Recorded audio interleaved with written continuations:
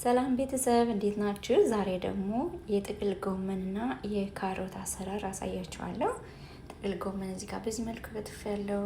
ካሮት አለኝ፣ ቀይ ሽንኩርት እና ነጭ ሽንኩርት፣ ጨውና ዘይት፣ ሌላም ደግሞ ቅመም ያስፈልጋል ማለት ነው። ወደ አሰራሩ እንሄድ።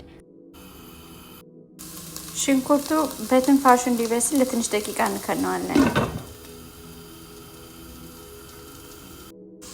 ዘይት እንጨምራለን። እኔ ያላበዛም፣ እናንተ እንዳጠቃቀማችሁ። ሽንኩርት ከተቁላላ በኋላ ጎመን እንጨምራለን። መጀመሪያ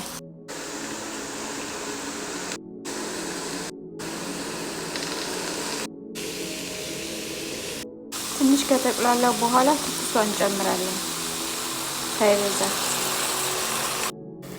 ጨው፣ ቁንዶ በርበሬና እርድ እንጨምራለን። እርድ ለከለር ነው እንዲያሳምረው። ከተሰራ በኋላ ይህን ይመስላል ውጤቱ። ሰርታችሁ ሞክሩት፣ በጣም ቆንጆ ነው። መልካም ቀን።